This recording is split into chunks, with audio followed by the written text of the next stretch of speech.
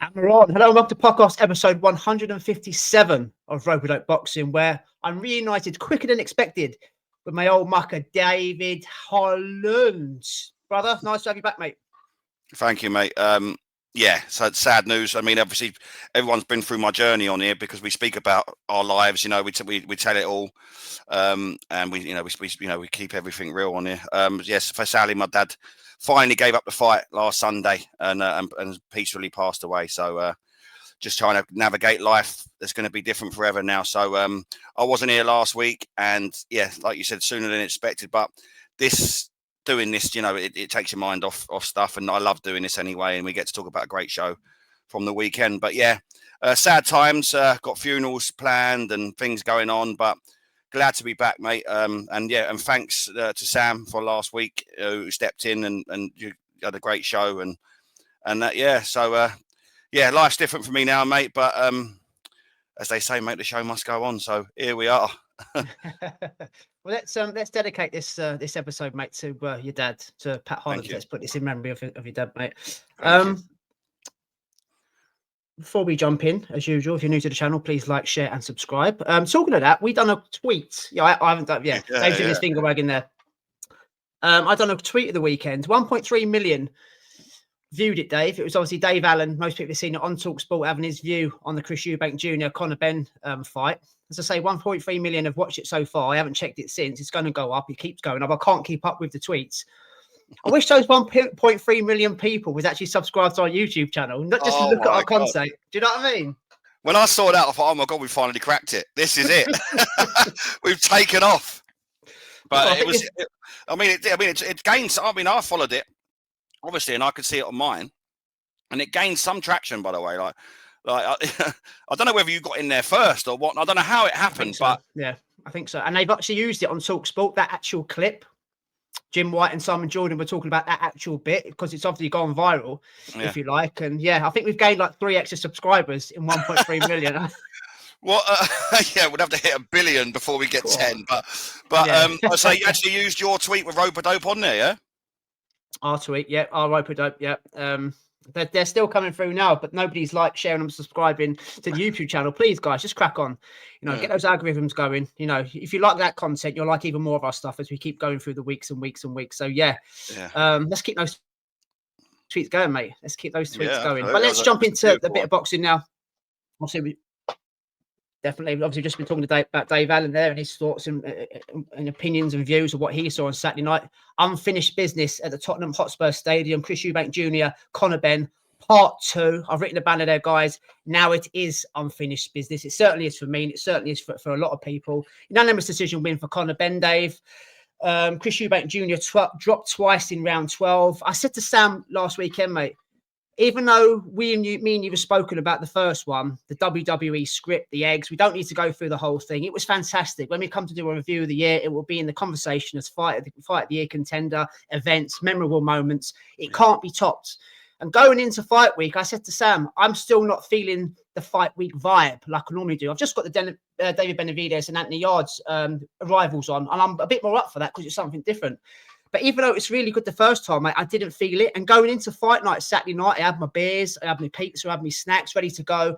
Looking forward to it, but it still wasn't the same kind of, do you know what? I'm anticipating to see what's going to happen here. Yeah. And unfortunately, mate, I mean, me and you haven't really spoke over the weekend about it. It just failed to deliver for X, Y, and Z reasons. I mean, Conor Benn to absolutely outbox, and I repeat, outbox Eubank Jr. Nobody has got receipts for that. That was never on the cards. When has Conor Benn ever stuck to a game plan? But it wasn't always Conor Benn sticking to the game plan. It was a very drained and weak and disappointed. I'll tell you what it reminded me of, Eubank Jr. And I put a tweet about this, didn't get the same traction. It reminded me of Liam Smith, Eubank Jr. part 2, when Liam Smith was stuck in the mud, when there was no output. He was a little bit vacant. He was slow. He was getting hit easy. It was, we spoke about it on here. Something's not right there. And it was something not right with Eubank Jr. on Saturday night. Whether it's because he's 36, I put it down to him being majorly drained. He was like a ghost in there. He's kidding himself. I think he's trying to kid the public that he can still make 160, even though he did look good on the scales, even though he did look kind of he weighed in less than Conor Benn. He still always looks ripped. He keeps himself in good condition, but I think he's kidding himself now, mate. And it was those 7 months in between the first fight and the second fight, mate, are very, very telling. Now, I'm listening to all the pundits. I listen to all the social media. We're on it ourselves. People talking about him retiring and things like that. We never call for retirement on here. But he is going to fight on. Yes, we're going to speak about the fight. It can't be at 160. He's going to, I hate to say, he could have ended up dead. Because the punch resistance has gone now, mate. The energy's gone. This is a barbaric sport. It's a combat sport. It's a contact sport. You're risking your life when you're going into there every time you step into the ring. This ain't tiddlywinks. And to be, dehydrated like that, and I don't even think he rehydrated up to what I was hearing, up to the actual 10-pound mark. It's scary. But on the actual fight day, for me, it just didn't deliver. No. The fights on the undercard were much, much more worthy of 25 quid. But for what it's worth, fair play to Conor Benn. He done exactly what he was supposed to do, what was put in front of him, and nearly got a stoppage. Yeah, I totally agree. I think that he drained himself everything from the first fight. I think he gave everything his all in that fight. And yes, he won the fight, but it was a tough fight for him. I think that that's where he drained the tank. And then everything leading up to having to make weight again, and all this, all the draining down again. I think it took it out of him. He was, as soon as they faced off before the first bell, Eubank Jr. looked just as rough as he did in the first fight. Remember when they faced off at the weigh-in, and we looked, he was gaunt. He looked like that in the fight. Now he didn't look like that in the fight in the first fight, but he for me, he was in survival mode from round one. He struggled to lift his arms. He struggled to lift his arms to defend himself. And Conor Benn played up to that, which was what he should do. He did have a game plan. Now, Conor, but I agree with that tweet that you sent, and a lot of what Dave Allen said, I can't disagree with. I think that you're looking at Conor Benn, the way he performed. I think that it's sort of how bad that Eubank was has made Conor Benn look like a fantastic boxer in that fight. Yeah. Now, yes, yeah. And I listen. One thing I will praise him on, and it's probably because of how Eubank Jr. was, is that his discipline. I think that was his biggest attribute in the fight, that he stuck to it. But he didn't have to do anything else, because he wasn't drawn into a life or death situation like he was in the first fight, because Eubank wasn't firing back. He was just literally in survival mode. So he didn't have to get drawn into a fight, which then would have made him revert to type. So he didn't have to go down there. So it looked like a polished performance, in a sense that he remained disciplined and saw the 12 rounds out. And didn't really have to go through the gears really, but he wasn't ever under any heavy artillery to have to fight back. So it was one-sided, but it was all down to the fact that Eubank Jr. has got nothing left, and for me, he was drained from the first fight. And you could tell that in the 12th round when he got dropped twice. That that he's hitting a man that's just got nothing left. Eubank Jr. sprung straight back up as well, like he always does. Too much ego there. Too much ego. He won't take the knee. He won't take the 8 count. He won't take the count, and exactly. And he did it twice. He got face planted in the second one. Yeah. But the saga has to be over now. It has to be over now. You love a trilogy, but it's 1-1. Usually, would be calling for, the decider. It doesn't need to happen now. Like I say, Eubank Jr. I don't think he is going to fight on again. He's announced he's got twins coming. That changes you anyway. As a fighter, that softens you up. As a father, yourself, your priorities change anymore. It's not always all about you. So I think he will go on. I think he'll go off into the sunset and raise his family and have a wonderful life. He's made some money off the back of a limited. He was always a good fighter, never a great boxer. To be fair to him, he's navigated his career for himself perfectly. He's maximised the name. He's maximised the money he can make on the limited ability that he has, and he has got limited ability. Yes, he can fight boxing. He can't put him in a conversation. And so you've got to give him plaudits. He's a great salesman. He sold all of his fights perfectly to get where he is, and he's going to go off the sunset, and he's set for life. His kids are set for life. So did he have ambitions to be a world champion like we thought he should have done? No, I don't think he ever did. He threw his name in the hat for fights, but never took them. Lose his pens, as we talk about. But he's made world championship money, that's for sure, for someone that's not won it. Yeah. So, get in, get out. If he goes on, like I say, he got dropped in the 12th round, he's fighting dehydrated. He's, you know, it's for a 36-year-old man, it's not healthy. So the body's slowing down. The body's Yeah. slowing down at 36. He's closer to 40 than he is to 30. You know, he causes fatigue. But you know, it slows the metabolism down, Dave. It makes you weaker. Like you said, the punch resistance is gone. It's dangerous. It's dangerous at this point in his career. You know, to be shifting weight to make fights, and you know, and boiling down and doing silly things again. He was wrapped up in the fucking sauna fucking things again. You know, he shouldn't need to be doing that at this stage of his career. So for him to carry on, I just don't see it now. I think he's maximised his potential. I mean, you think the money he's got for these last 2 fights, he's not getting that money fighting anyone else. So. No, maybe not. He likes a pound note though, doesn't he? This is the thing, and people were saying, "Well, that's it now. He's done, and he can't go here, and he can't go there." Well, fortunately, he can. It's the Eubank name will still sell. It depends where he decides to go. I mean, we just spoke about the trilogy there, and I said I put in the banner. Now it's unfinished business. I do love a trilogy. I do love a 1-1 when it's close, but it can't be again. You can't have the same. You can't have the same contract again where you're rehydrating to only 10 pounds and you're on a limit and under 160. You just can't do it anymore. If it's going to happen, it's going to be at 168. But Conor Benn won't go up to 168. So it has to be. This is it now. It has to be finished. The war is over. The battle is over. Conor Benn's had the last laugh, if you like, in terms of winning that fight. But the Eubanks have won the kind of the legacy, if you like, with the victories. But I don't want to see it again. I felt sorry for him a little bit. I shouldn't have to feel sorry for him because he's a grown man. He knows what he's doing. He knows what he signed up for. He didn't have to agree to anything, but he likes a pound note. So, but watching him in there, even though I've never been his biggest fan, for comments that you made there about, you know, saying things and not doing stuff and pretending he's this elite world fighter, and it does get under your skin. But I kind of watched a shell of a man. To watch Conor Benn as well, actually find out he's got a jab, moving up 2 weights against a punch bag. It was I found it quite sad, Dave. I've got to be honest. We got to talk about what Conor Benn does next, because now on that performance, which I believe, you know, he doesn't do that to the Eubank of the first fight. You know, he couldn't, did he? He couldn't. No. As soon as he got tagged, he went into.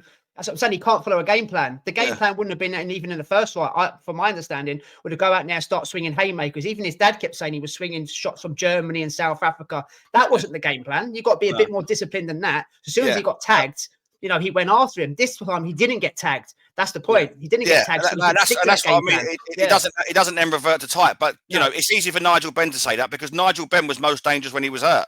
And Nigel Benn used to do, a great boxer, loved Nigel Benn, but Nigel Benn done the same thing when he was under fire. He fought. Chip off the old block. Yeah, and because Eubank didn't have the energy to put that type of pressure on Conor Benn. Conor Benn's allowed to basically have a glorified spar. But off the back of that, you've got to be very, very careful on what you're trying to smoke screen into people, and and give yourself a false sense of security that you've just walked in there and put on a boxing clinique, because you have got to take into the fact that the shape that Chris Eubank Jr. was in. So yes, you've got to be confident, but you have also got to be, keep your feet on the ground. And yes, Eddie Hearn has got to promote him to the point where he's now put that 147 division on notice and all this other stuff. But he's not going in there with people that are weight drained. He's going in there with people at his own weight who can box. Yes, Dave Allen had it right. The 147 division at the minute isn't, stacked with superstars. Champion-wise, it's not, is it? There is contenders in there, but champion-wise, it's weak. We've always said this. So you've got Lewis Crocker and you've got Barrios and stuff like that. So there's winnable fights there for Conor Benn, but let's not now start jumping from the roof, like shouting from the rooftops that Conor Benn is now a polished boxer all of a sudden. No. Because he'll find out the hard way. But again, on the flip side of that, they've got to make them sound bites after a win like that. So it's one of them. But Conor Benn now, that win now does propel him into a position. It was a big show, watched by many, many people, and it will create an opportunity for him to get a shot, and he will get, for me, in the next 6 months, to 8 to 9 months, he'll get a shot. But he'll need to be navigated properly, and pick the one of the weaker champions, i.e., a lot of them are weak. So But yeah, let's not get carried away and start talking about, yes, he's now changed and he's now a boxer instead of a fighter, because again, once someone puts it on him, he'll revert to type. Yeah. He's talking about going back down to 147. He's got to lose a lot of muscle mass to get back down there. I mean, he filled out like he was a fully fledged middleweight, to be fair to him. But I've had a to and fro with some people on Twitter. I do like getting on in the debates with people when I think I'm right and they think they're right, and it doesn't go anywhere, kind of thing. And I kind of, you know what I'm like, David, meritocracy. I understand Conor Benn's a name. I understand he's a profile. I know he'll get fights ASAP. But like, he hasn't fought at welterweight now since 2022. He's not even ranked at 147, but he'll jump straight into a world title fight. So going forward, I don't agree with it, but I'd put him in with an eliminator with like Jack Catterall or Pat McCormack beats him at 147. I'm kind of agreeing with you. It's let's not get hoodwinked over this polished boxer narrative, because he's not. Yeah, he's not. He fought a punch bag. That's what he fought, and that's what he boxed against. So I'm not convinced, but because of the profile, because of the 3%, because of the eyeballs now, because of the money, because of the change of attitude from the casual fan that he's the people's champion again, he will get those world title fights. Can he beat Romero? Of course he can. Can he beat Crocker? Yes. Can he beat Barrios? Yes, of course he can. I'm not too sure about if we do our predictions in the week with Haney and Brian Norman Jr. What goes on there? Nowhere near. I don't think he can beat either of those two guys. But yeah, the world's his oyster now, mate. The world is his oyster. We'll see what happens with Chris Eubank Jr. I don't believe it's the end. I think at 168, he may fancy one last payday. You know, you say Canelo Eubank, people are turning their nose up, say they don't want to watch it, but they fucking would. Just out of curiosity. Yeah, they especially would. Especially if Canelo comes to the UK. Eddie Hearn would be like a shit that won't flush if you knew Canelo was coming over it. A co-promote him again, you go down the whole avenue with Chris Eubank Jr. But to be fair to Eddie Hearn, even though I haven't got a lot of love for him, he did win the battle in the end at the press conference. Did you see what he done with the signs? Yeah, the signs. Yeah, I thought that was pretty good from Eddie. Yeah, I did think that was pretty cool, to be honest, mate. But before we move on, thoughts on 50 Cent and Chris Eubank Jr.'s jacket? I think that's what weight drained him. Got some coat that, wasn't it? Fucking hell. I thought he was going to come using the Deontay Wilder excuse. Excuses, yeah. Because I think he spent most of his energy on his ring walk. But I will say he was gracious in defeat. You know, he was. You know, people love him or hate him. He was very, very gracious in defeat, and and said the right things, which is what you should do with no excuses. Didn't say anything about the weight draining stuff, so he's come out of it with a lot of credit. He put that video on pre, though, didn't he? Eh? He put that video on pre to show that he had been drained and he did struggle to make weight. The video of him in the blankets and in the that's right. That kind of stuff. He put that on previous. He knew exactly what he's doing. Yeah, he's clever. Jedi mind tricks, but he is very clever. But he couldn't kind of argue that. And also, mate, where does this leave Bomac in terms of him bringing him over to make the tweaks, to iron out the road bumps, if you like, to get it right? Probably the nailed on trainer of the era, one of them. It's just awful, and it doesn't look good for Bomac. Even like we know you can take a horse to water and can't make it drink. Yeah, but he was worse. I mean, together it doesn't look well, and I don't know. Bomac can do all the time. He's got Terence Crawford under him. He can do what he likes with other people. You know what I mean? Because I know, but there'll be a little bit of stigma there, saying, "Well, do you know when Chris Eubank Jr. brought Bomac over from the States, trainer of the year, and he turned out to be worse? He got the game plan terribly wrong, and there's all kind of factors there. But mate, it is what it is. We'll see where each guy goes next year. Obviously, we're coming up to Christmas now, so we won't be seeing any of those two until 2026. Jack Catterall, Echo Esserman, mate, on the co-main chief support, if you like. Forget the Harlem Eubank shit show we saw in July. Jack Catterall got the nod there, stopped on technicalities. His first dance up at 147. Teamed up with Bozy Ennis now, mate. Didn't think they'd be able to change his style overnight.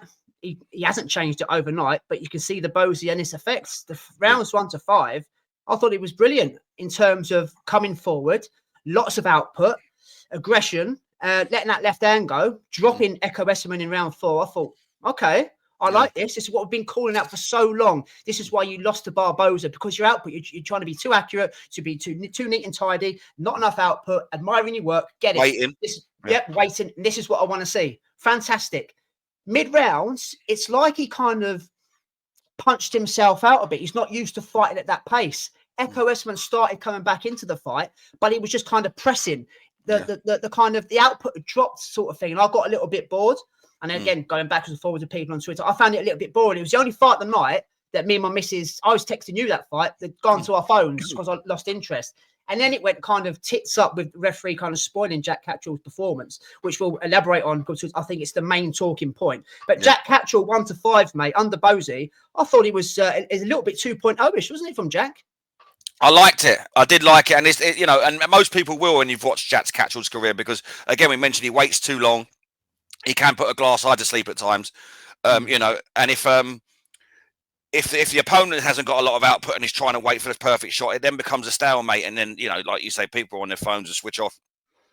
I like the front forward Jack Catterall. I've got to admit, but I still think he's very cautious in it. I don't think he's 100% committed. Like the first 5 rounds were great, but no one likes to take shots, but he took a few shots as well. He got cut, and I think the cut affected him. I think that, you know, them rounds where we you know, the mid rounds when when it was a little bit sketchy. I think the cut affected him. One, he's not really used to it because he doesn't take a lot of shots. Sorry, Dave, is that the same eye that was damaged against Harlem Eubank? I'm trying to think now. Possibly, yeah. Could have been, yeah. I think it was, you know. Possibly, and I think that affected him. He was pouring at it, and I think that put him off in the mid rounds. I prefer this performance from him. You know, it's all about output, and he did throw a lot of shots into it. And Echo Esserman is a good opponent, and it is a good win. But I might be controversial here. I think it should be a no contest. Guys, move straight on to the stoppage then. Go on. I think a lot of people are saying, there's a lot of people are saying what you're saying there, mate.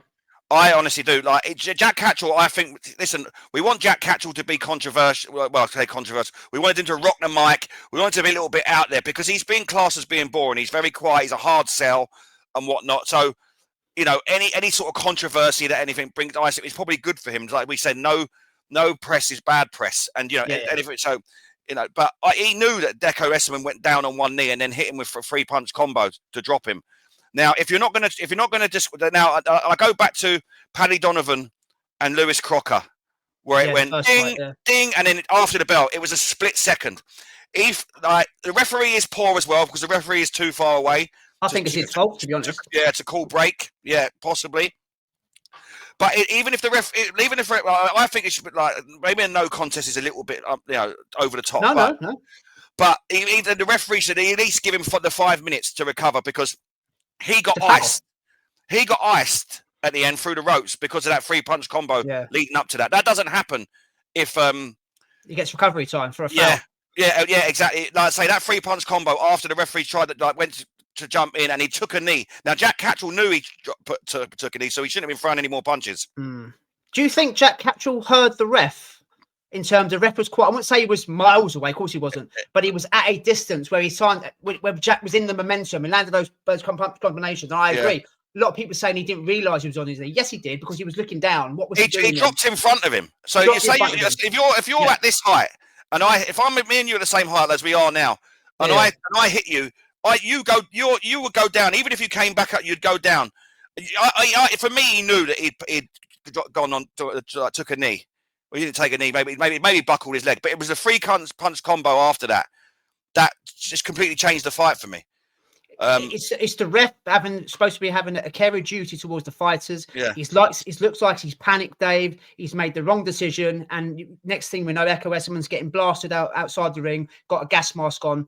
That was bad. That was dangerous. I was worried. I was worried for him there. Like I say, there would have been some investigation had he not got back onto his feet or anything bad happened there because it was all wrong. It was all wrong. And like I say, to be fair, I've not seen much on it, so there doesn't need any sort of appeal or anything. The corner weren't going crazy or anything like that, which I thought was strange. Yeah, honestly, I did think it was strange. If I'm Echo Esserman, mate, I'm putting something in for you know, no contest. If I'm the fighter, I'm calling out for a no contest. Now, don't get me wrong. He wasn't winning the fight, Echo Esserman. He wasn't. It's irrelevant. It's a 12-round fight. It's 36 minutes. You know, anything can happen. And we with Usyk and Dubois, part 1, we saw that the foul, the alleged low blow, is down to the referee's discretion. He got 5 minutes to recover. Yeah. This was a foul because it was after the break. Whether Jack Catterall heard it or not, the referee said break. He called break. You know, should have deducted Jack a point, had a word with Jack, but give Echo, look, I'm going to give you the 5 minutes, take the 5 minutes if you want to recover. Yeah. Panicked, didn't do it. And what we saw was it was a brutal knockout from Jack. Now, I don't blame Jack. I blame the ref because Jack was in the momentum. But I do agree he did see him go down. But why, Jack's not, I don't think because Jack's in the momentum, he's not going to stop and go, whoa, hang on a minute, you're on your knee, I'm going to stop. He's there to, he's there to win. He wants to. So what I'm basically trying to say, I'm trying to echo in my same thoughts. I think the ref's made a massive, massive boo-boo here. He's fucked up.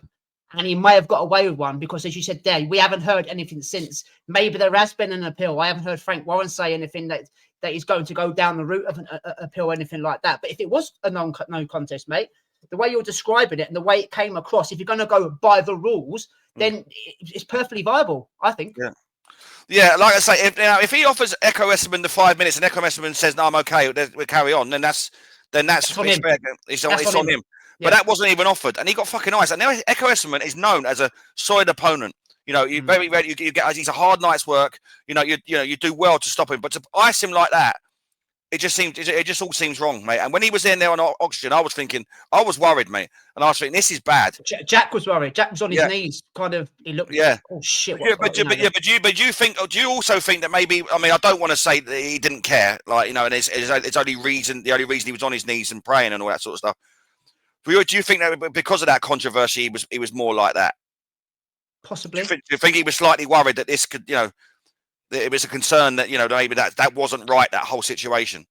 Yeah, possibly. Yeah. I mean, only he will know. We're never going to know, but us looking from the optic test will tell us that he looked a bit panicky. There was a lot of concern there for him, so we can't kind of say, well, you're panicking because you've done wrong, so you're shitting yourself. Maybe Jack was just concerned because he was brutally knocked out and he had the gas mask on. As far as we know, he's okay. They were having breakfast together on photographs on Twitter the next morning. So Echo seems to be in good health. But yeah, I totally get it, mate. And also on Echo, mate, I suppose I don't know what you think. Do we have we been kind of hoodwinked, if you like, in thinking he's better than what he is? And what I explain by that, mate, the Josh Taylor win was a washed Josh Taylor. I think we can all agree with that. Josh Taylor had an eye injury. He wasn't himself after Jack Catterall won. You can see the decline there, losing his belts. He wasn't the same guy. He's obviously retired now. And nobody was kind of singing from the rooftops about before the Josh Taylor win for Echo Esserman, about Echo Esserman actually challenging or being a contender for world titles. And if you go through his resume, mate, his best win's Chris Congo, a majority decision win. Yeah. So we all know he's called the engine. We all know he's in the latter part of his career. We all know he's tough. He has got probably the best engine in the UK. He doesn't stop. But do you think we kind of think he's better than what he is because of that Josh Taylor fight? Do we not? Could we accept that probably Jack Catterall was a level above him? It didn't help what happened. It shouldn't have ended that way. But maybe Jack Catterall was always better than him anyway. I don't know. The Josh Taylor makes me think that maybe we kind of put him on a pedestal he shouldn't have been on, Well, do you know what? That's exactly what I've just said about Conor Benn. Yeah. This is that kind of a performance with Echo Esserman and Josh Taylor, who was, was finished. It was his last dance, and he was outworked by, probably a fresher Echo Esserman, who, like you said, and this is what we're sort of saying about getting found out. Now, Conor Benn. No, people are going to believe that Conor Benn is this fighter, and he's going to go in with, and that same performance can happen. You know what I mean? Where what's just happened to Echo Esserman, where you actually find what level you really are at. Now for me, I think it's been confirmed. Listen, the controversy is one thing, but he was losing the fight, and he was. And Jack Catterall, like you said, in the first 5 rounds was very good. Middle rounds, it's like he took a bit off. Maybe it's I thought he looked tired. But like you say, he's probably worked more in them 5 rounds than he has done in a whole 12-round fight previously. Yeah. So that's probably taken some time to navigate. But let's get it right. There was levels to it. He never let Echo Esserman really get on top of him. He had an element of success in the mid to late rounds. From time to time, but let's be honest, Jack Catterall was quite comfortable in the fight. So, I think now you sort of see where the levels. Where I would say that Echo Esserman is probably European. I think that's probably fair enough. I could see it. Yeah. So like you say, Jack Catterall has shown that he's levels above. And we talk about Jack Catterall. Yes, he's changed his style, but we've always said he's world level, isn't he? Like he should have been undisputed. Yeah. So I think Echo Esserman's probably found his level, but that defeat where Echo Esserman goes next is another thing now, because it was a bad defeat, it was a bad knockout. It could change, the trajectory of his career. How he's going to be. He may never be the same again. after this performance. Yeah. Possibly. I hope not. We'll see if Jack Catterall gets a world title shot now at 147. It wasn't delivered at 140. I don't care what anyone says. It clearly wasn't. Whether he chose to go in whatever direction, Eddie Hearn and Sam Jones didn't deliver that shot for him. Will he get it this time? We don't know. He's quite capable of beating Conor Benn, for fuck's sake. Lewis Crocker, Devin Haney and Brian Norman Jr., but other two that you can question. But we'll see. We'll see if Jack Catterall gets a shot. He deserves a shot. If he gets one, it is another thing, isn't it? So, yeah, fair play to Jack Catterall, and hope Echo Westerman's on the mend as well. Scooby-Doo, who are you? Who the fuck is he? I mean, he made a lot of noise, Dave, in fight week. He spoke a good game, tried to get under Adam Azim's skin. This was a replacement for Zur Abdullayev, an awful replacement, completely different style. Adam Azim would have had to work a lot harder against Abdullayev. It would have been a bit of a chess match, navigating his way past that jab and getting towards Abdullayev. Obviously, he pulled out for whatever reason. Easy. Yeah. Easy work for Adam Azim. Does 12 rounds very, very well as well. You look at him, he's very slim, he's very lean, mate. He's got the kind of the Nazim Hamed build where Scooby's a big muscle bound, thinks he can stalk you down and throw punches and knock you out that way with all that lactic acid around his body. He offered nothing. No. He offered absolutely fuck all.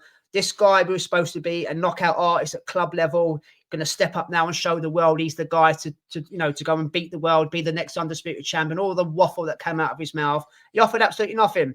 No. Was schooled for 12 rounds and stopped by Adam Azim. Easy work. That's the only way I could describe. Massive fans here of Adam Azim, mate, but it was easy for him. Yes, he broke a sweat, but he'd done the 12 rounds very, very well, and he could have done another 12 rounds. Scooby offered nothing. I was quite disappointed because he ran the mouth, a bit like Brandon Glanton did against CBS, but I was also pleased for Adam Azim to show him that, mate, even though I'm still a prospect and I'm working my way up to get to those world titles, there's still levels to this game, and you're nowhere near my level, son. Nah, exactly. Listen, we know how fast his feet are. We know he's got some of the fastest hands in boxing, and he proved it. Again, we talk about a disciplined performance. That was one from him because he could have quite easily got rattled, and got drawn into the fight that Scooby wanted, because Scooby did want to draw him into a brawl. And Adam Azim kept it long, kept it quick, range, in and out, head and body, jabbing upstairs, coming over, and just absolutely took him to school. It was almost like, I don't want to poo-poo the performance, but you could quite easily sort of say, it was that good that you could almost, by the middle to late round, you're like, God, you really wanted Scooby to try something, which he didn't. I agree. Yeah, you did. You got to do something then, or not? Yeah. Yeah. And it was just another. I think he caught Adam Azim with a couple of right hooks. Yeah. Left hooks, I think, just kind of ate them all up, and was that it? Yeah. And then just was reverted to kind of tucking up and stalking. Did nothing. Yeah. Yeah. I mean, you're on a massive pay-per-view stage. Yeah. You talked a good game. You're here, eyeballs are on you. You're here to make a shock, and you're doing that. Whether it's down to Adam Azim not allowing him, but I expected more. And I'm right on review day. Got to the 8th night, you're thinking you're going to have to roll the dice here now, because you're either going to get outboxed, which you are do anyway, or you're going to get stopped. And he got stopped. He got stopped. Yeah, to made him take a knee, which is even worse. Because he's been mouthing off all week, and he's made him take a knee. So he's absolutely just picked him apart. But again, like I say, I was like, you can see the combinations he throws, very fast, in and out. Plenty of head movement, a really good performance. But I liked the discipline side of it for me, because like I said earlier, Scooby's gobbing off all week. You could quite easily think, all right, you want to have a fight, or the macho sort of stuff comes out, and that's exactly what they want. That's exactly what Scooby wanted him to do. And Scooby's a big lad, and I'm quite sure he could whack. But you've got to be in range to take a shot, and he was never in range, Adam Azim. So Adam Azim never got caught up in none of the hype. He never got caught up in any of the brashness. Didn't get drawn into no type of fight, and just literally picked him apart with great boxing. And it showed him, and he's only 21, 22, Adam Azim. It showed a real maturity to his performance for me, because you could have quite easily got drawn into something, got caught with something silly. We've seen it so many times before. Get caught with something silly because you do silly things. Adam Azim kept it professional, disciplined, and a really, really good polished performance. So, brilliant stuff, mate. Absolutely picked him apart and stopped him. I want Dalton Smith next year. I'm not prepared to wait. I want that fight so we don't miss it. I want Dalton Smith to go over to, I think it's America or Puerto Rico, Is it December or January against Subiru Mateus? It's going to be a hard task for him. Yeah. But I want him to go out there and win and bring that belt back. I want that fight next because I said with Sam, me and you said it before. When you watch Dalton Smith fight, you go, that version Dalton Smith beats Adam Azim. Then when you watch Adam Azim fight, you go, do you know what? That version of Adam Azim beats Dalton Smith. Yeah. Don't want semi-finals anymore. Don't care who beats who. I I'm want worried. that fight next. I'm worried it's going to be a Khan Brooks situation where you don't get it until they're too late, or Ricky Hatton, Junior Witter sort of situation. We've had Fury AJ. Fury AJ. Yeah, these type of fights before where you don't get them and it passes by, and then all of a sudden it happens and no one you watch it, but it's 5 years past. Manny Pacquiao, fucking Mayweather goes. We want to see them, but they're just not when they're in their primes. I don't want this to pass by. The only way I see it, Dave, and I know I'm with you. I'd love to see it now. The only way I see it is if it's a world titles. That's why I hope he beats Mateus. Yeah. But it might even get to the point where Adam Azim has to get one, and then they have to unify before they meet, which I hope it doesn't. But because you know what it'll be all this. If Dalton Smith's the world champion, it's all this A-side stuff, and it'll go down to how much people are getting paid, and that would be what ruins it for me. Yeah. Whereas that's when you need to get on the phone to Uncle Turks. That's it. But if they both got a world title, then all that shit goes away. Do you know what I mean? And it's more even. Yeah, that's definitely what I want to see next year. But fair play to Adam Azim. I made a bit of a mistake on last week's show with Sam.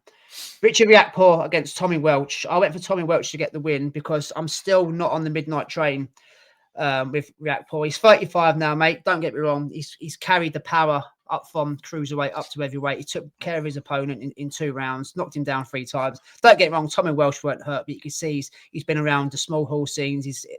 He's not at this level, even I don't believe Richard Riakphore is at a great level. That sounds disrespectful, but I know he's been a former British champion and things like that, but he's massive now. He's absolutely huge. And I spoke about Scooby-Doo's muscle mass and the lactic acid going around him, not doing the rounds well. If Richard Riakphore can get rid of people like this quick, he's going to do well, but I don't think he will. He's going to meet someone that's levels and levels and levels, not just above Tommy Welch, but levels above him, that can box, that doesn't carry the same kind of muscle mass, that can, navigate their way around the ring.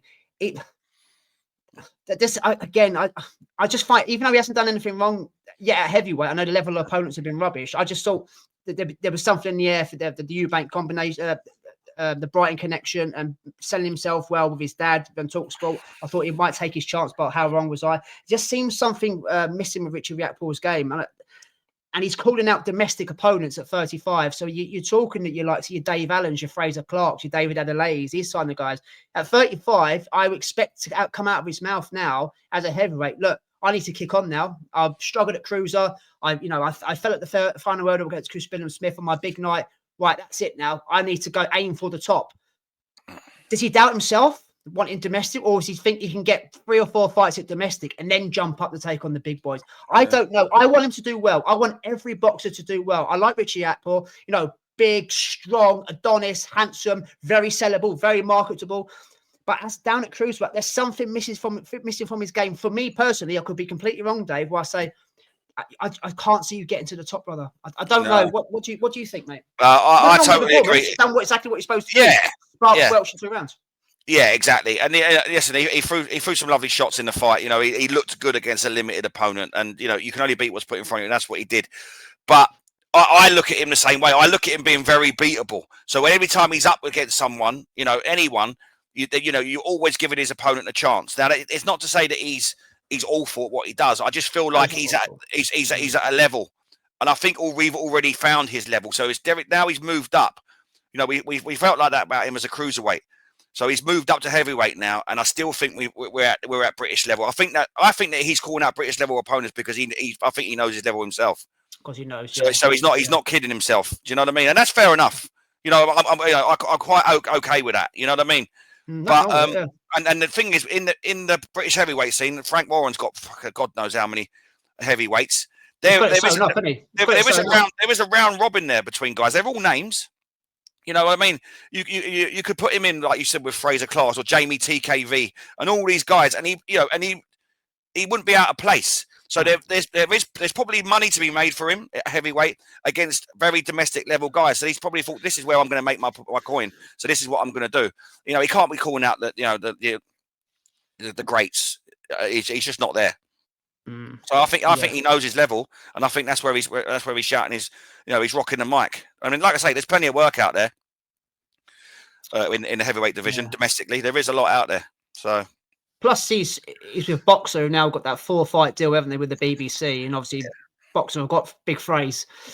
Primetime TV on terrestrial television, there is eyeballs going to be on him. But yeah, I want him to do well. But I think you've nailed it there, mate. I think maybe he realises British level, even at 35, the last kind of roll of the dice, if you like, and he's calling out domestic fighters rather than saying, right, give me Derek Chisora so then I can beat him. Fabio Wardley. I want Fabio next, all that sort of stuff. Do you know what I mean? Yeah, he wasn't saying it. He wasn't saying that. So maybe he knows, Maybe he does know. Sam Gilly, Ishmael Davis, British and Commonwealth welterweight, super welterweight belts on the line. Again, for me, this is one of the, if not the fight of the night. Absolutely brilliant. British 100%. Titles involved yet again, mate. 50-50 this was for me, even though the bookies had it a bit closer to Ishmael Davis, and I get that, the level of opponents he's been in with. I think me, you, I'm not going to talk for everybody, can kind of agree that at the moment, everyone loves Ish, but he is a British level fighter. I gave this to Gilly. I had Gilly winning by 2 rounds, but I can definitely see a win for Ishmael Davis. It was back and forward. I thought Gilly won the first part of the fight. I thought Ish won the second part. Swing rounds in between, back and forward, both landing, both scoring, both kind of rocking each other a little bit. It just had everything. A British title fight. It was a brilliant fight, and I've got no complaints with Ish winning. I'm actually quite pleased with him, to be honest. He probably got screwed a little bit in the Agyarko fight, but he did switch off, so maybe there wasn't as much controversial decisions there as it was. And obviously, he's been a late stepper in for certain opponents. Josh Kelly, he had 1 round to win it. He was outclassed, and Boyachuk's levels above. So, mate, it's still early days for him, but fair play to Ishmael Davis. Sam Gilly, the occasion possibly got to him, mate. Tottenham fan, overruled, tried to take his chance. I thought he'd done enough to win the fight. So yeah, he will come again. But yeah, a thoroughly entertaining fight, and well done to Ishmael Davis. Yeah, I totally agree. I loved the fight. I thought it was a fantastic fight. I think it had it all.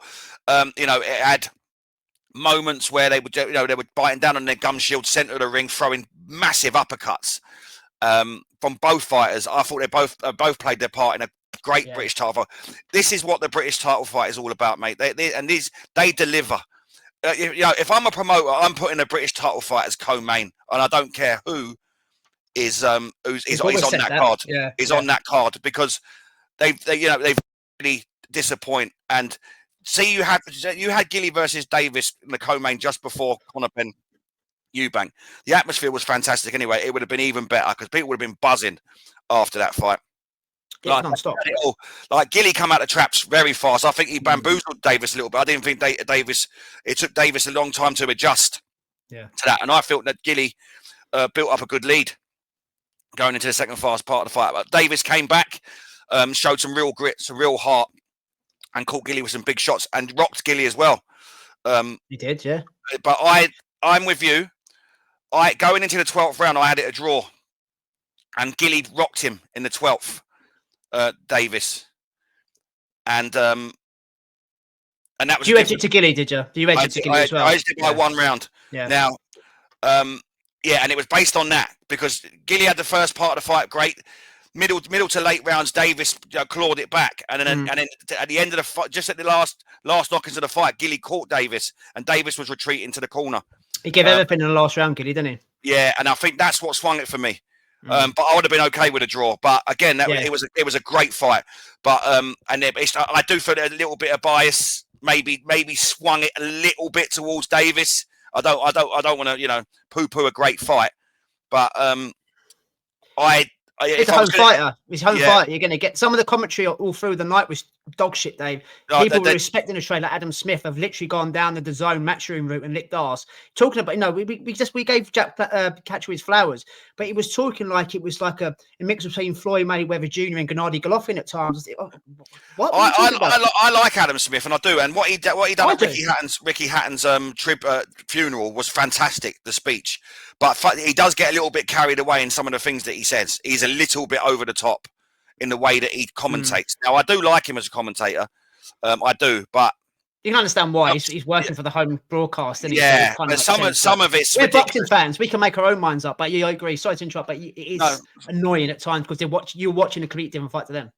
He's over the top in what he says. You know, like he's way out of left field in some of in the way that he describes the fight, and it ain't the same fight we're watching at times. And listen, bias. You know, whether it's the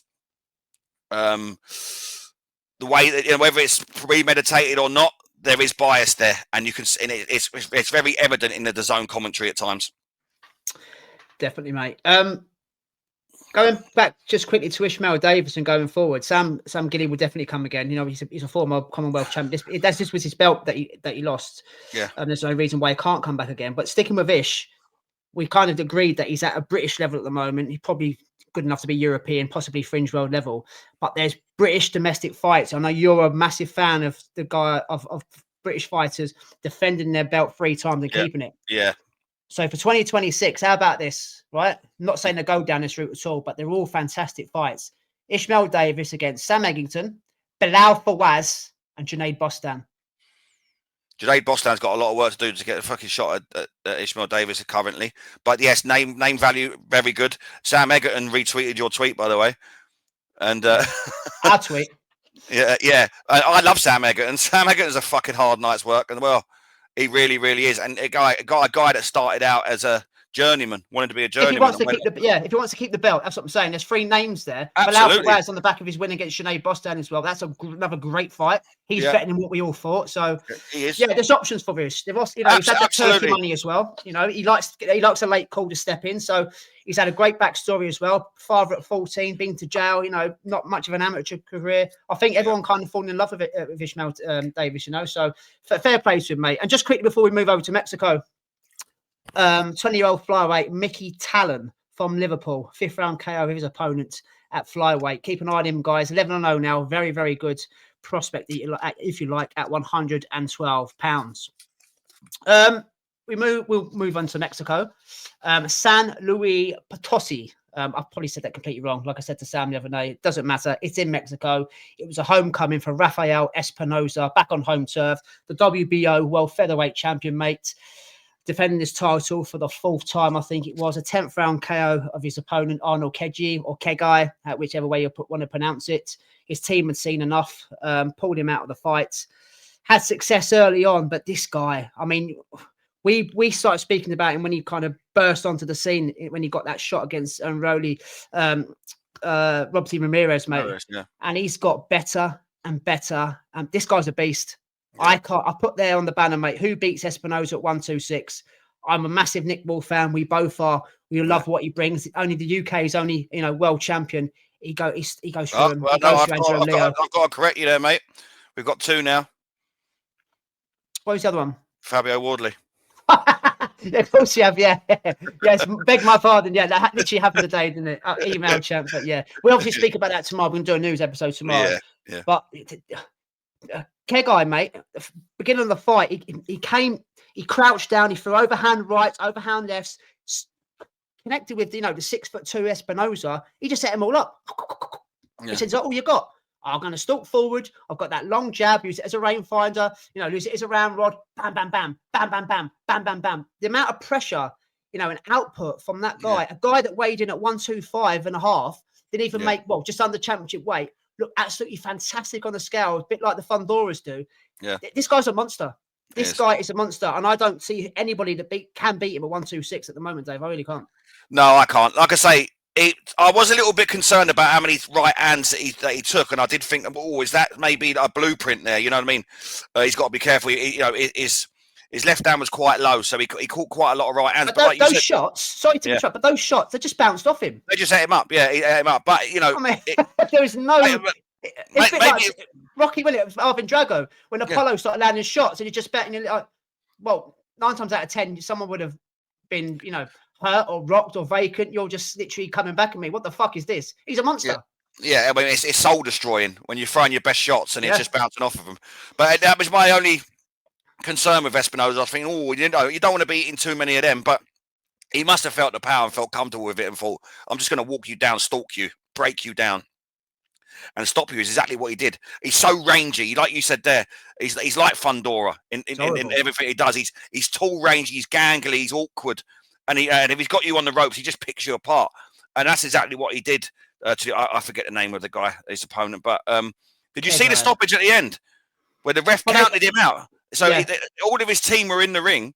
And the ref counted to 10 and counted him out because obviously he wasn't coming out to fight. But there was no, usually the corner would just wave it off and go, "That's it."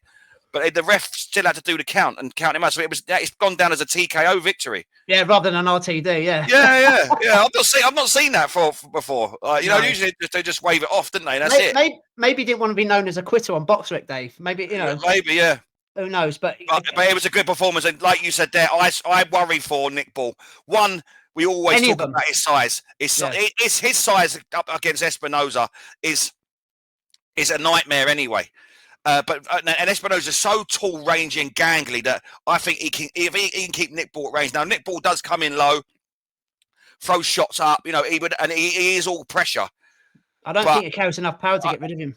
I don't. Yeah, no, I don't. I struggle to see how Nick Ball beats him. And to be fair, I've not really heard him shouting his name. Have you? I don't hear anybody shouting his name. This is the problem. No. This is why probably did Khegai earn the opportunity. It looks like it was a voluntary going over to Mexico as a homecoming to look good on. Khegai's a good fighter. Only lost once. I think he had 2 defeats against names on his resume. So he's an half decent fighter. He's been around for a while. Yeah. But you go back to the Nick Ball against Ray Vargas. I mean, Ray Vargas towers over him. Another tall, rangy, lanky, come forward fighter, but he doesn't offer the same kind of attributes as Espinoza. He's not strong. The output isn't as much. Espinoza looks to hurt you with every punch. The jab's like a ramrod. It is spite. Much spite. It's spiteful. And again, going forward, Angelo Leo's in the same promotional company. Again, if Nick Ball beats him, I think he's the weakest of the champions. And Shushu Carrington's waiting for an opportunity. They're both in top ranks. So maybe you should go down that route. They're talking about doing Shushu Carrington against Espinoza next. But I can't wait to see him again. I want to see somebody that's going to rock him. I mean, don't get me wrong. Rob Ramirez did put him down. Yeah. He lands the right shot at the right place. 9 times 10 out, it's a temple shot, but he can be put down. But since he won that title, no one's got close. Nobody's got close to putting a dent in this motherfucker. No, it's a great division. I mean, the names you just rattled off there, it's a fantastic division. But I do worry that then they're not going to fight each other. Like Nick Ball, who did he fight the last time? It was in Liverpool. Oh, it was the guy that Inoue had iced. I forget now. Yeah. But we was a little bit underwhelmed anyway. You know what I mean? But so it was the bantamweight, wasn't it? Oh, fucking hell, what's his name? Sam Goodman. Sam Goodman boxed very well that night. But it wasn't the fight that we'd wanted, though. We want unifications now, and I'm not really hearing them sound bites and that noise coming out of any of their camps. No, I can understand why, mate. Yeah, he's exactly. 31 now, 28-0, 26 KOs in his prime. Yeah, it's going to get hard for him to get work, but he will get work. He got work on Saturday night. He's defended his title 4 or 5 times now, so that's what champions should do, mate. Richard Torrez Jr., a little bit of a tick over here, mate, against his Czechoslovakian opponent. Over in 1 round, broke his nose. Nice little money in the bank for him going into Christmas. Probably, I mean, Sam said round 3. I said round 1. I got the full points for a change. What do we do with Torrez Jr.? I know you're not a massive fan of his style, but he's not doing anything wrong. He's knocking out guys who've been put in front of him. As Sam said last week, the Vianello winners age very, very well for him. He's ranked at number 4 with the IBF. He's just behind Frank Sanchez, mate. He's in between Derek Chisora and Daniel Dubois. Who knows? Could he be Derek Chisora's 50th fight? I mean, it's not very sellable in the UK, but he's America's last great hope, Dave. Richard Torrez Jr. Thought it's not a lot to pick out from the weekend, is it? It's one round blowout. I do feel like the step up needs to happen now. If he's British, people will be screaming for it now. I think that the time is now to see what he's really made of. I'm not 100% sold on him yet. I think there's flaws there. I think he does a little bit too much movement. I think that as he steps up and can he keep up that energy through a whole 12-round fight. I'm yet to, because there's a lot of urgy jerky sort of stuff with him. Can he punch? Yes. I do think he's wide open when he throws shots. I do think he's susceptible down the middle. I think there is flaws there, but I do think that he's exciting. He does come out there to try and take your head off. So I think there is excitement there. But I want to see a step up from him now. The one round blowouts and things like that, I'm not turning off yet. But there's only so many more of them I'm going to be able to cope with. I do want to see, even say their other hope that they had, Jared Anderson. Yeah, he got in with Bacoli. Yes, he got battered, but he dared to take on a good opponent, and he come up short. I'm okay with that. I want to see Torrez now take the step up. Torrez, Bacoli, why not? Yeah, exactly. Bacoli would fight any of them. He would. But Bacoli looks shit. Sorry, mate, but Bacoli looked awful against the FAO Jagba. Yeah. So, if he was to get in the ring with Richard Torrez Jr. and kind of make a statement and say, right, this is America's best. I've just seen him off. I've seen Jared Anderson off. Who's next? So there's options out there. It's dependent on which way Top Rank want to navigate him. Bacoli needs to sort himself out though when it comes to discipline and whatnot else before we, because he's had a couple of shit performances. I know he turned up late against Joseph Parker. Okay, in the skinny jeans on a plane, but I say his discipline is a problem because when he's fit and when he's on it, he's the boogeyman as what he was before. But his last few performances, he needs to sort it out. But going back to Torrez, I want to step up for Torrez. I want to see if he is what he says he is. Time will tell, mate. Time will tell. And same with Emilliano Vargas, mate. My prospect of the year, signing off in style in 2025, mate. 4 times out. Beat Jonathan Montreal at the weekend. Dropped him in the first. Montreal done well to go the full 10 rounds with Vargas. Won every round. Bit of a shutout. 16-0 now, mate. 13 KOs. Age 21. I think we need a name for Vargas as well. Me and Sam were saying it last week. Me and you spoke about it before. I don't want to see a kind of padded 38-0 record like we got with Zapita before he stepped in with someone. He's got the name. I don't need to keep going over the same repertoire, but he's got the name. He will get fights. He is very sellable for what he looks like and how he boxes. But, I mean, are they going to risk it? I mean, I look at the British contenders or opponents, if you like, in his weight division, your Raffertys and your Chamberlains, get them on a Saudi card, or people like the best management in boxing, George Kambosos being fed to Vargas, or Regis Prograis at the back end of his career now. These kind of people, because you just mentioned about switching off of Torrez. It's hard to switch off on Vargas, but you kind of know what's coming every fight now. So 16-0, do we wait to 20-0? That means we're going to 2027. Yes, he's still a baby like Moses and things like that, but I want to see someone hitting back. This is my point. I want to see somebody hitting back, ask him a question and say things, right, I'm in a fight here. Yeah.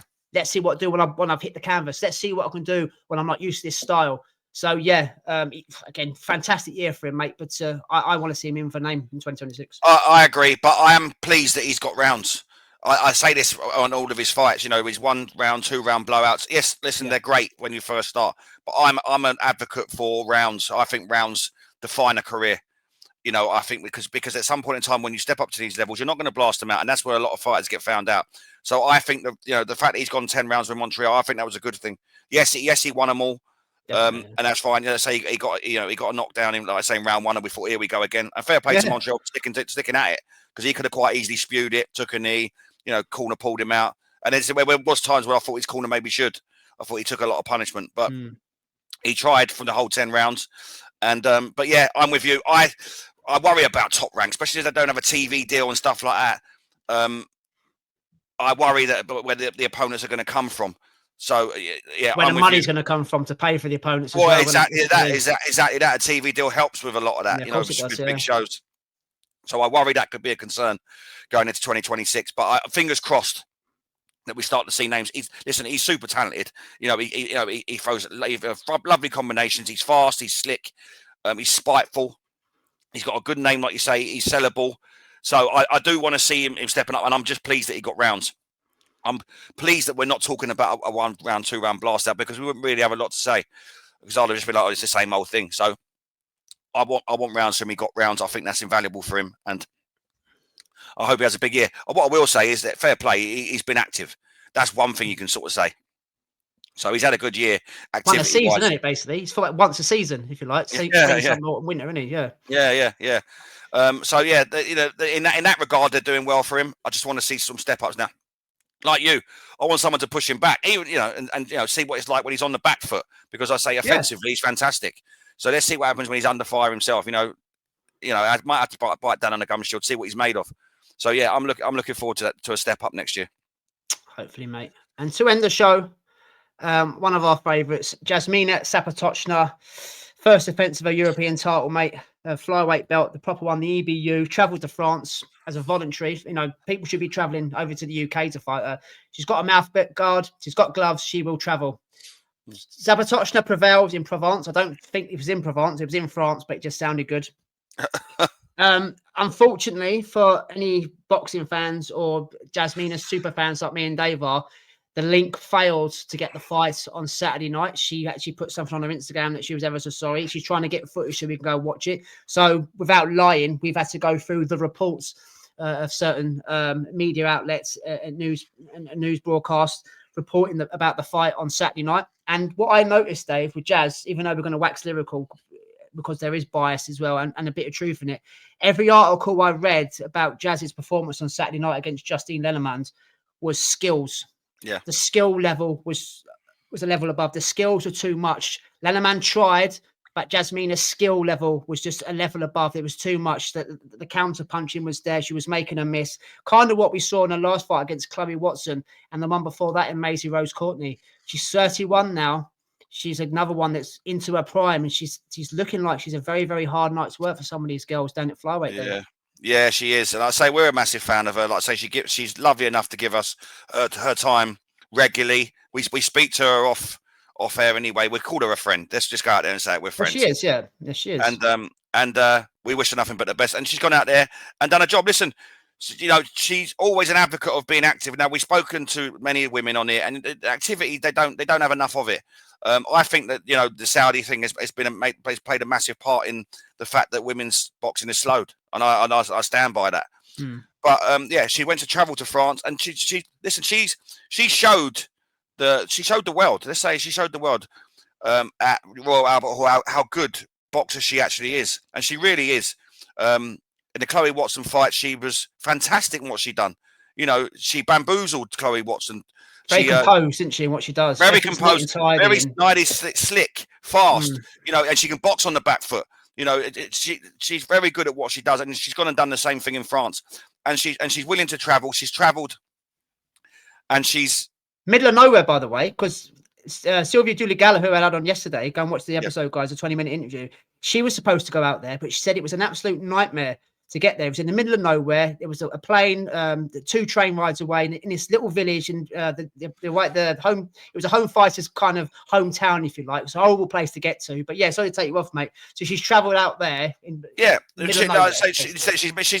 could have quite easily said no. Look, wrapped up for Christmas, but there's an opportunity to fight, and she's took it. She's gone over there. She's defending her belt, and it's unfair that she has to go out there just to have a fight. Now, let's get it right. She's not been paid bundles to do it.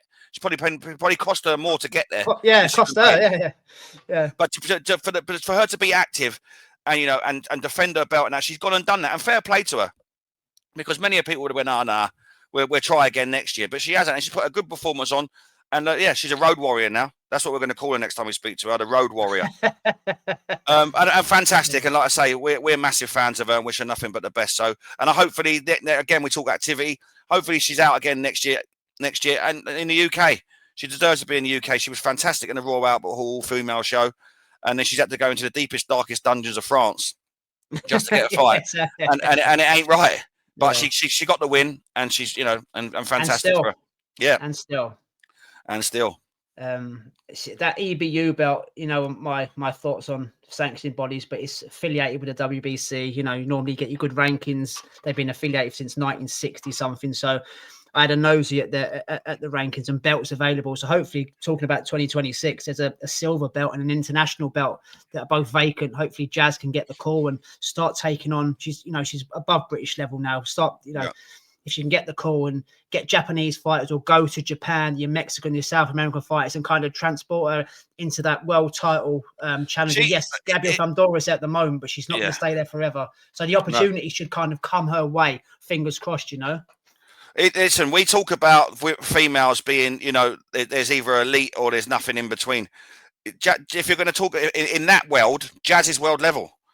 Her skills are world level, you know, because there isn't that European, British, you know, that all that in between. It's you're either a world champion or you're not, really. Yeah. Because the fringe world level doesn't exist. So if we're going off of that, Jazz is world level, and if she got a world title shot against, you know, Fundora is something else, and we'll all admit that. Even she admitted that Fundora is you know, that is elite. She's elite. Yeah. That is elite. But if Fundora was up, you know, but she is world level now. If it was against anyone else in any of the world titles, she can win them, and she can. But our boxing skills is up there with that, and there's no doubt about that. She's proved it as well. So in a world where, you know, the women's division is like that, Jazz is world level. 100%, mate. Performance of the week. Performance of the weekend, mate. Which way are you going? Now, the obvious choice for us, being as biased as we are, especially me, would be Jazz. But we just said we haven't seen the footage, so it'd be a bit silly to comment on something we haven't seen, even though we trust the media outlets that we read it on. So, yeah, where are you going this week, mate? I might surprise you where I'm going. Well, I would like the fact that I thought that Gilly won and he didn't get the decision. That was the best fight of the weekend. So I'm not going to give it to Ishmael Davis for that. I'm going to go with. It's a good performance from him, but I get why you're not going there. Yeah, because it was. I'm going to go with Espinoza. I was literally going the same. Oh, well, there you go. See, mate, because the obvious choice would be Conor Benn, wouldn't it, for how he boxed, but we give our reasons why it's been kind of milked, if you like, and put in a pedestal when it shouldn't be. Exactly the same going with Espinoza, defending his title for the 4th time. Again, another stoppage, if you like, no RTD, etc. Putting it on him. He's a fucking beast. He's a fucking animal. Homecoming in front of the Mexican faithful. Yeah, I was going exactly the same way. Oh, there you go, mate. See, it's not so much of a surprise, eh? No, Rafael Espinoza, mate. Yeah, performance of the week. Just quickly before we wrap up and go, we're going to kind of finalise the prediction league now. So when I say finalise, you kind of know which way I'm going. Yeah. The last time me and Dave were together, it was the Virgil Ortiz Jr. Erickson Lubin weekend. It was 18-11 to Dave. I will quickly go over the scores because I didn't do it with Sam. Even though this week, last week just gone, sorry, Sam predicted the fights for Dave, so I'll go through them as well. So Ortiz Lubin, mate. We both went for Ortiz. I went for KO in round 7. You went for 9. You obviously done it in 2, so there's 3 points apiece there. Darius Fulgham against Stevens. We both went. Well, you went for Fulgham. I went for Fulgham. Sorry, get it out, Dave. You went for Stevens. Both on points. It ended up a draw, so nothing there for us there. Safar Miller. Both went for Safar. I went round 9. You went round 7. It went the distance. There was a point apiece there. Otto Wallen against Thomas. Second round KO. We both went for the KO. Different round, so 3 points apiece there. So it ended up, mate, if you can keep up with me, 7-7. So we got a draw that week. This weekend just gone, as I just said there, Sam picked for Dave. Dave's that far in front. I didn't ask him anyway, but he wouldn't care. Eubank Ben, both went for Chris Eubank Jr., so we got nothing there. I would have gone, so what we're doing is I would have gone for Eubank on points for that one. Yeah, he did. Oh, go on then. Yeah, he went KO round 10 for you. Catterall, Esserman, which way you would have gone? I would have gone Catterall on points. He went Catterall on points. So did I. That's a point apiece there. Azim Scooby-Doo. I would have gone for Azim stoppage round 4. Round 4. I went round 6. Sam went round 8. He done it in 12. So 3 points apiece there. Riakphore Welch. I would have gone for Riakphore stoppage, probably round 6. He went 4, got it done in 2. 3 points there for you. I went Welch, so there was nothing for me there. And Gilly Davis. I would have gone for Davis to win, but I would have gone for Davis on points. Yeah, all 3 of us went on points. Yeah. So that was 3 points there, mate. Espinoza against Khegai. I would have gone for stoppage in round 2. I went 11. Sam said 6 or 7. They were both wrong anyway. So there was 3 points there apiece. Oh, he Torrez can have 2 rounds, can he? No, well, he said 6 and 7. So when I listened back, I thought, oh, fuck, he's picked 2. So but it didn't work out that way anyway. Torrez, mate, which way would you gone there? Clearly a knockout, but Yeah, I would have gone knockout for Torrez. I've probably gone early on that as well. Round 1, 2. Yeah, I went 1. He went 3. You went 2. So 6 points for me because I nailed it, and 3 points for you there because you got Torrez and KO. And Emilliano Vargas against Montreal. I would have gone stoppage round 1, probably. Knowing him. Yeah, we both went KO 6 and 7, point apiece there, and obviously Jasmina Zapotoczna 2 points apiece there because we would all have gone. Well, me and you went. I didn't do the prediction with Sam. You gave your prediction on the video from last week. So the points were Dave Graham 19, Dave Holland 19. Going into this weekend, mate, it's still Dave Graham 11, Dave Holland 18. Unfortunately, there's only 6 weeks left, and I can't catch up. So there we go, mate. You've won again. However, because we are doing the old charity event and we need our winners weekly wager for people, for me and you to win the prediction league, we will carry on for the rest of the 6 weeks. So yeah, well done, mate. I can't catch up. No matter how many fights I predict now, we've only got 6 weeks left of the year, the boxing calendar, and I can't catch you up. So I will. Is it 2? Is it 3 on the trot now? Was it 2 on the trot? 2. I think we've done 2 years, haven't we? So thank you, mate. Thank you. Well done, it does go to show I know my stuff. I probably don't say it as well as you do, but I do know my stuff. So well, it's the proof's in the pudding, isn't it? You know, the league table, the scores don't lie. Just to end, ladies and gentlemen, the weekly wager, going back to the Erickson Lubin Ortiz fight, there was £134 in the pot. They predicted Ortiz Jr. to get the KO in 9, got it done in 2. So there was 3 points there, doubled, 140 quid in the pots. Me and Sam didn't do it last week. So going into this weekend's actions, which we'll preview on Thursday, we've got £140 in our charity pots for the charity of choice at the end of the year, ladies and gentlemen. So yeah, mate, that's it wrapped up now. What's that? Perfect. Just over an hour. So you just got in from work. People can tell with the uniform. I'm just going to work. I've got to have a quick wash and chuck a shirt on, and we'll be back tomorrow, won't we? We will. Got a bit of David McDonald to do, so there is a lot to talk about. You've just let the cat out of the bag there with Wardley. There's a certain American guy from the Disney Channel doing bits and pieces in Miami by the looks of it. Jesus Christ, yeah. And with a few other things. So yeah. That's the end of podcast episode 157. Please like, share, and subscribe. And Dave, see us out, mate. Yeah, enjoy the fucking boxing. I get blindsided about that every week. I forget we got to do that. I will get a slogan at some point. I will. That's right. We'll get a slogan for the start of the new calendar year. Yeah, we will. Until then, masses, peace out. Dave, see you tomorrow, brother. Salam, mate.